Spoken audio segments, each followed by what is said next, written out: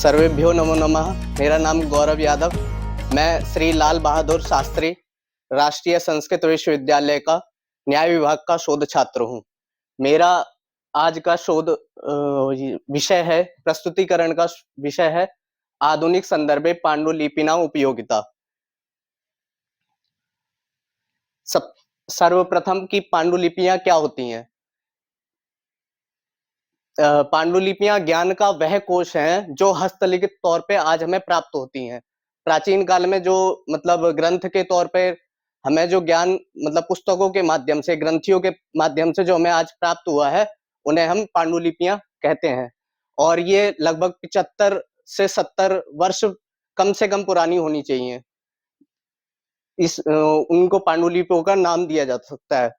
उसके बाद में प्राचीन काल में ये ताड़पत्र पर, भोजपत्र पर, चर्म पृष्ठेषु अमूल्य जो ज्ञान हमें प्राप्त हुआ, वो इन चीजों पर और शिलालेखों पर भी हमें ये मिलती हैं। हमारी सांस्कृतिक विरासत का आधार ये पांडुलिपियां हैं। पांडुलिपियां जो है ज्ञान के जो प्रारंभिक ज्ञान का जो हमें प्रारंभिक ज्ञान को जो प्रमाणित तौर पे आज हमें प्राप्त होती हैं, जो प्राचीन ज्ञान की प्रामाणिकता को सिद्ध करने के लिए जो आज हमें प्राप्त होती हैं, उन्हें पांडुलिपियां कहा जाता है। भारतवर्षे पांडुलिपि शास्त्रस्य परंपरा। भारत में पांडुलिपि की जो ज्ञान परंपरा है, भारत का जो ज्ञान की जो परंपरा रही है, उसका मूल स्रोत ही पांडुलिपियों के माध्यम से हमें प्राप्त होता रहा है, जिसमें हमें लाखों पांडुलिपियां जिसके माध्यम से वह प्राप्त हुई हैं, कि जिनमें हमारे वेद आते हैं, उपनिषद, ब्राह्मण ग्रंथ, आरण्य ग्रंथ आदि ग्रंथ हमें, और ऐतिहासिक ग्रंथ के तौर पे हमारे महाभारत, रामायण, और उसके बाद में अशोक आदि के भी शिलालेख हमें एक क्रमिक तौर पर इन चीजों का ज्ञान प्राप्त होता है, वो पांडुलिपियों के माध्यम से, जो कि भारतवर्ष के लिए भी गौरव का विषय है। ज्ञानस्य परंपरागत संरक्षणम। ज्ञान का परंपरागत तौर पे संरक्षण हमें पांडुलिपियों के माध्यम से होता रहा है। आधुनिक संदर्भ में पांडुलिपियों की उपयोगिता। प्राचीन ज्ञानस्य आधुनिक अनुसंधानाय प्रयोगः। कि प्राचीन ज्ञान का अनुसंधान के रूप में आजकल जो है प्रयोग में लिया जा रहा है। जितने भी हम अनुसंधान करते हैं, उसमें हमें प्राथमिक स्रोत के तौर पर पांडुलिपियों को हम अपने संदर्भ में रख सकते हैं, और नए वैज्ञानिक अध्ययन के आधार के लिए भी पांडुलिपियों का उपयोग किया जाता है। शास्त्रीय ग्रंथानां पुनर्व्याख्या संभावना। जो हमारा क्या कहते हैं, शास्त्रीय जो ग्रंथ ज्ञान परंपरा हमारे पास में चली आई है, उनकी पुनर्व्याख्या हमें क्रिटिकल एनालिसिस वगैरह जो हम करने को मिलता है, वो हम इनके माध्यम से सुदृढ़ तरीके से कर सकते हैं। और शोध प्रबंधन की प्राथमिक स्रोत के रूप में पांडुलिपियां हमेशा से अपना प्रथम स्थान रखती ही हैं। ऐतिहासिक सांस्कृतिक महत्व। अतीतस्य मुख्य शैक्षणिकः। पांडुलिपियां जो है हमारे भारत देश का जो अतीत है, उसकी प्रमुख साक्षी रही हैं। वो हमेशा से हमारे पास में रही ही हैं, जिससे कि हमें आगे की जो हमारे वर्तमान समय की मार्गदर्शिका के रूप में आज प्रस्तुत होती हैं। अस्माकं अस्मिताया गौरवश्च। गौरव का और प्रत्यक्ष वाहिका रही हैं। हमारी अस्मिता हमेशा से ही पांडुलिपियों के ऊपर, हमारा इतिहास सारा कुछ जो है पांडुलिपियों के ऊपर आश्रित हमेशा से रहा ही है।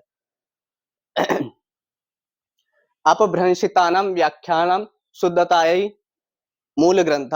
हमारे जो अपभ्रंशित कुछ हम लोगों को गलत व्याख्याएं आज भी प्राप्त हो जाती हैं कई चीजों की। कई जैसे ईशावास्योपनिषद का ही, जैसे ईशा शब्द को लेकर के कई सारे मत अलग अलग आ जाते हैं, कि कई लोग ईशा मसीह के साथ उस शब्द को जोड़ देते हैं। तो उसके शुद्ध रूप को लाने के लिए भी पांडुलिपियों की आवश्यकता रही है, कि उनका जो शुद्ध व्याख्याएं हैं या शुद्ध चीजों को लाने के लिए पांडुलिपियों ने अपना योगदान प्रदान किया है। प्राचीन समाजस्य जीवन शैली वर्णन। की प्राचीन समय की जीवन शैली किस प्रकार थी, वो उस समय पे व्यापार किस तरीके से करते थे, उनका रहने सहने का कार्य कैसा चलता था, वो अपना जीवन यापन आदि किस तरीके से करते थे, इन सभी का भी ज्ञान हमें पांडुलिपियों के माध्यम से होता रहा है। शैक्षणिक अनुसंधान क्षेत्रीय उपयोगिता, कि शैक्षणिक अनुसंधान में पांडुलिपियों की क्या आवश्यकताएं हैं। अनुसंधानस्य नवानां दिशानां उन्मेषः, मतलब अनुसंधान से जो है नवीन दिशाओं के प्रति उन्मेष, मतलब दिशाओं हमारे लिए खुलती है पांडुलिपियों के माध्यम से कई सारे क्षेत्रों में। ऐतिहासिक, वैज्ञानिक, साहित्य क्षेत्रों से नवीन तथ्यानि, कि नवीन तथ्यों के मतलब इतिहास में, विज्ञान में, वैज्ञानिक, क्योंकि कई सारी आजकल जो रिसर्च होती है उनमें पांडुलिपियों का योगदान हमें देखने को मिलता है, साहित्य के क्षेत्र में भी। और विश्वविद्यालय से अनुसंधान कार्य उपयोग, मतलब विश्वविद्यालयों में आजकल अनुसंधान के लिए अनिवार्य तौर पर भी सब्जेक्ट लगाए गए हैं, मतलब सिलेबस अनिवार्य तौर पे भी किया गया है और इसके लिए उपयुक्त भी है ये। पारंपरिक ज्ञान का पुनर्आविष्कार, मतलब पारंपरिक जो ज्ञान हमारा चलता आ रहा है, जैसे कि आयुर्वेद, वास्तुशास्त्र और पर्यावरण पर चिंतन, और आज की प्रासंगिकता में इनका क्या-क्या योगदान हो सकता है, उसके लिए भी पांडुलिपियां उपयुक्त रहती हैं। कि मतलब आयुर्वेद आदि का ज्ञान जो चरक संहिताओं आदि के माध्यम से हमें प्राप्त हुआ है, वो सारा कुछ हमें मतलब पांडुलिपियों के माध्यम से मिलता रहता है। सामाजिक सांस्कृतिक जागरण भूमिका, सामाजिक मतलब समाज के लिए, समाज को जागृत करने के लिए पांडुलिपियों की क्या उपयोगिता रही है। तो समाज निर्माणे ज्ञानस्य सार्थक प्रयोगः, समाज के निर्माण में ज्ञान का मतलब ज्ञान का काफी ज्यादा महत्व रहता है, और जो ज्ञान हमें पांडुलिपियों के माध्यम से, चाहे वो सामाजिक स्तर पर हो, आर्थिक स्तर पर हो या व्यापारिक स्तर पर हो, वो पांडुलिपियों के माध्यम से भी हमें प्राप्त होता रहा है। नैतिक मूल्य, नैतिक मूल्यों की शिक्षाएं हमें प्राप्त होती हैं, जो कि जैसे पुराण, इतिहास आदि जो ग्रंथ है उसमें नीति कलाएं और आदर्श को जो बताया गया है वो भी पांडुलिपियों आदियों के माध्यम से हमें प्राप्त होता है। रचनात्मक अर्थव्यवस्था, चलचित्राणाम इतिहासस्य कलायाः पर्यटन, मतलब पर्यटन का भी एक बहुत बड़ा स्रोत हमें पांडुलिपियों के माध्यम से मिलता है। जैसे गुजरात में ये क्या कहते हैं, हाथी गुम्फा अभिलेख हो गए, और पुरी वगैरह मंदिरों पर भी शिलालेख वगैरह मिलते हैं, जिनके माध्यम से पर्यटन के लिए भी पांडुलिपियां हमें उद्धत करती हैं।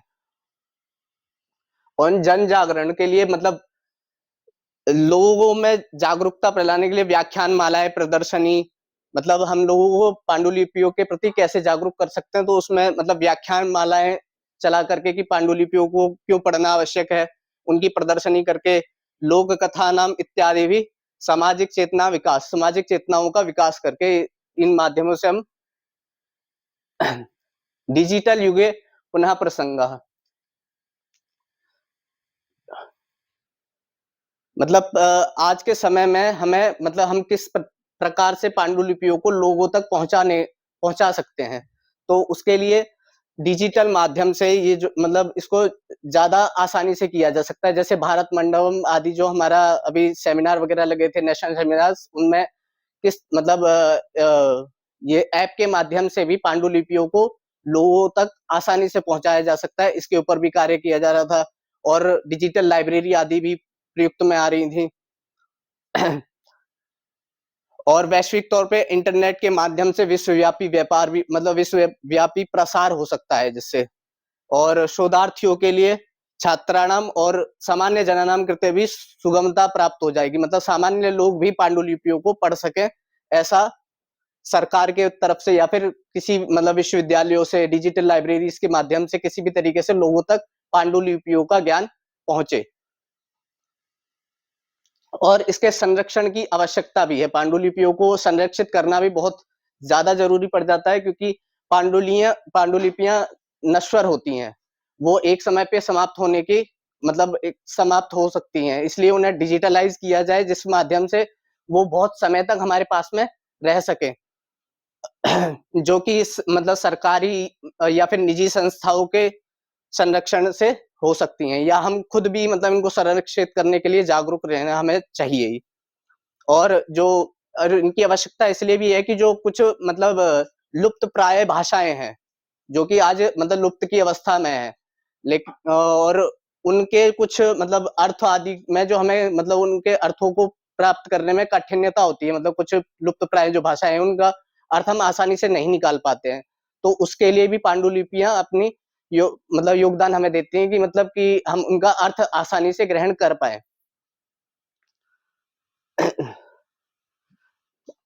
पांडुलिपियाँ हमारे मतलब अतीत का निधि नहीं है केवल, वह हमारे भविष्य की निर्माण सामग्री भी है, कि केवल हम उनसे मतलब अतीत के विषय में ही नहीं जान पाते, उनसे हम सीख करके आगे कैसे अच्छा कर सकते हैं। मतलब आगे कैसे ज्ञान को मतलब दिया मतलब लोगों तक पहुँचाया जा सकता है, उसमें भी पांडुलिपि अपना अच्छा योगदान देती हैं। और सर्वेषाणां सम्मिलित प्रयासा मतलब सरकार, निजी संस्थाएँ या व्यक्तिगत तौर पर भी इनको संरक्षित करना हमारा कर्तव्य बनता है।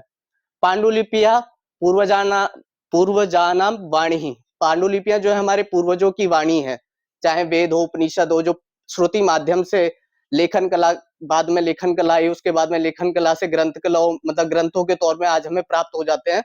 तो वो हमारे पूर्वजों की वाणी है, हमारा गौरव है और भावी पीढ़ियों के लिए, आने वाली जो पीढ़ियाँ हैं, उनके लिए प्रकाश के समान है। तो इसलिए उन्हें रक्षित करना, उनको अध्ययन करना और उनको जीवित रखना, ये हमारा कर्तव्य है। उसके साथ धन्यवाद।